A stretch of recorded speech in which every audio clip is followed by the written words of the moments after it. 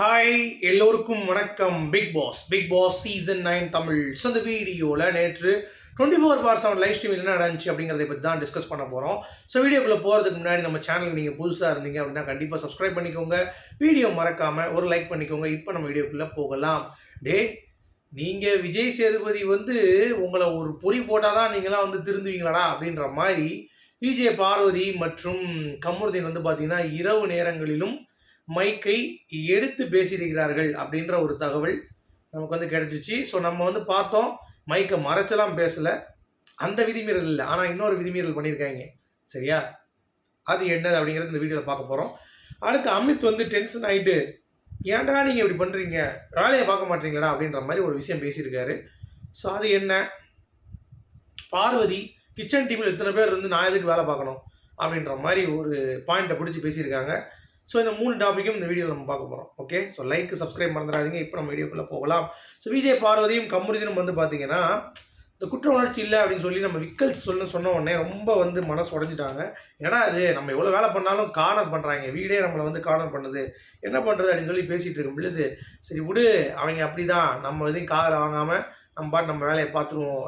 நீ வேறு போயா, ஒழுங்காக நம்ம பிரிஞ்சு இருந்திருக்கலாம் போல், இந்த வேலையை பார்க்குறதுக்கு ரொம்ப டஃப்பாக இருக்குது, ப்ளஸ் எல்லாரும் கொடுத்துட்ருக்காங்க அப்படின்னோடனே, இல்லை அது புரியுது, பட் நம்ம எடுத்துட்டோம், அதை நம்ம பண்ணி தான் ஆகணும் அப்படின்னு சொல்லிட்டு அடுத்து பார்த்தீங்கன்னா டக்குன்னு இந்த சைகை லாங்குவேஜ் பேசுவாங்க தெரியுமா, அதாவது மைக்கெல்லாம் மறைக்கலை, மைக் இருக்குது, ஆனால் கொஞ்சம் வாய் அசைச்சு அப்படி பேசுறது.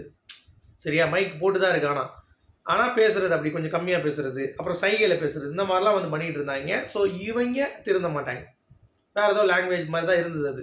சரியா, அது உருதுல பேசுனாங்களா இல்லை கன்னடா பேசுனாங்கன்னு தெரியல. பிக் பாஸ் இவ்வளோ தூரம் சொல்லியும் இன்னமும் அப்படியே பம்பிட்டு இருக்கிறது, பேசுறது, இந்த மாதிரி ஒரு அடிப்படை ரூல்ஸே இவங்க ஃபாலோ பண்ண மாட்டாங்க. இதனுடைய சீரியஸ்னஸ் புரியுதா புரியலையா அப்படிங்கிறது தெரில. இவ்வளோ பெரிய பனிஷ்மெண்ட் இருக்குது, இவ்வளோ பேர் பார்த்தீங்கன்னா பால் இல்லாமல் இருக்கான், முட்டை இல்லாமல் இருக்கான், அதை கொஞ்சமாச்சு ஒரு அறிவு இருந்தால் அதை பண்ணுவாங்க. இது ஏன் இப்படி பண்ணுறாங்க அப்படிங்கிறது தெரில. ரொம்ப கேடுகடத்தனமான ஒரு விஷயமா இருக்குது. சேதுபதி இவங்களை அவர் ரூட்டில் ஒரு கிழிச்சாதான் இவங்க உருப்பிடுவாங்க. இந்தமாரி பார்வதிக்கு இது ஒன்று கண்டிப்பாக தேவை, இந்த ரோஸ்ட். ஏன்னா மிச்செல்லாம் ஓரளவுக்கு நல்லா பண்ணுது, கேம் ஆடுது, எல்லாம் பண்ணுது. பட் இந்த விஷயத்தில் வெரி வெரி வெரி ராங். இது ரூல்ஸில் இருக்கிறதுனால இதை கண்டிப்பாக ஃபாலோ பண்ணி தான் ஆகணும். இது மீண்டும் மீண்டும் பார்வதியும் கமருதீயும் பண்ணும்போது கண்டிப்பாக ஒரு பூஜை சேதுபதி சனிக்கிழமை இருக்குது அப்படிங்கிறது பார்க்க முடியுது. அவனை அடிக்கிற அடியில் தார தப்பட்டைகள்லாம் கிழிஞ்சு தொங்கணும் அப்படிங்கிறத நம்ம சொல்லிக்கலாம். சரியா, பல வார்னிங் கொடுத்தாச்சு, ரிப்பீட்டடிவாக சொல்லியாச்சு. அப்படி இருந்து இவங்க திருந்தலை அப்படின்னா என்ன பண்ண முடியும்?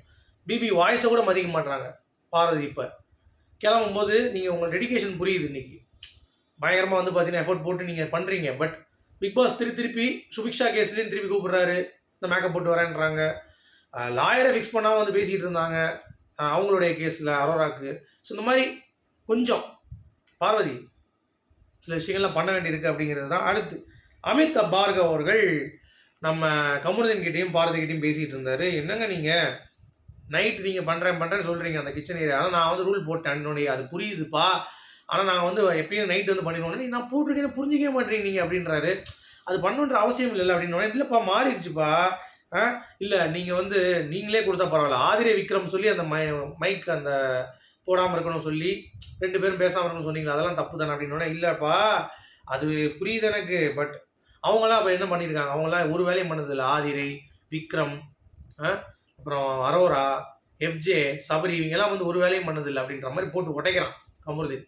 இல்லை அதெல்லாம் புரியுது அப்படின்னு சொல்லி சொல்கிறாரு. இங்கே பாருங்கள், நீங்கள் நல்லா புரிஞ்சுக்கோங்க, உங்களுக்கு சொல்லணுன்னா அவங்க சொல்லி நீங்கள் சொல்கிற மாதிரி சொல்லாதீங்க, உங்களுக்கு தோணா சொல்லுங்க. நான் சொன்னேனே அப்படின்றாரு. என்ன சொன்னீங்க அப்படின்னு சொல்லி கேட்டால், நான் தான் உங்ககிட்ட ஒரு விஷயம் சொல்கிறேன்னா நீங்கள் ப்ரூவ் பண்ணணும், அதுக்கு நீங்கள் ப்ரூவே பண்ணாமல் நீங்கள் இந்த கவுண்டரை நீங்கள் சொல்லும் போதே க்ளீன் பண்ணியிருந்தீங்க, அது முடிஞ்சிருக்கும். நீங்கள் எந்த ஒரு விஷயம் பேசினாலும் நீங்கள் பேசுகிறதே இல்லை அப்படின்னு சொன்ன உடனே, இல்லை அப்படி இனிமேல் நாங்கள் பண்ணிக்கிறோம், பட் இருந்தாலும் அது நீங்களாக சொன்னது தானே அப்படின்றாங்க. ஆமாம் நான் தான் சொன்னேன், அது நான் பண்ணியிருந்தீங்கன்னா அந்த பிரச்சனை வந்திருக்காது அப்படின்றாரு.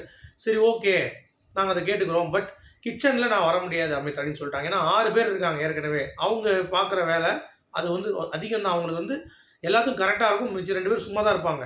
அப்படி இருக்கும்போது அவங்களே பார்த்துக்கிட்டோம். பட் அவங்க இதை கீப் ஆன் ரிப்பீட் பண்ணி அதை எங்களை டார்கெட் பண்ணி ஒரு விஷயம் பண்ணுறாங்கல்ல, அது உங்களுக்கு புரியுதா புரியலையா அமித் அப்படின்னோடனே, இல்லை அது புரியுது அப்படின்றாரு. எனக்கு வீடியோவில் ஒரு குறும்படம்லாம் போட்டாங்க, கிச்சனில் நான் வேலை பார்க்குற மாதிரி. ரொம்ப வந்து என்ன சொல்கிறது, இந்த சாப்பாடுலாம் வந்து இந்த மாவு போட்டு அதெல்லாம் வந்து போட்டு காமிச்சு நான் அசிங்கப்படுத்தேன். அதில் கிச்சன் வேணாம்னு நான் யோசிக்கிறேன். நீ எல்லா வேலையும் நான் பண்ணிட்டு தான் இருக்கேன், மிச்ச வேலையெல்லாம். கிச்சன் மட்டும் எனக்கு கொஞ்சம் பார்த்து பண்ணு. ஏன்னா அவங்க 6 பேர் இருக்காங்கன்னோனே, ஓகே ஓகே அக்செப்ட்.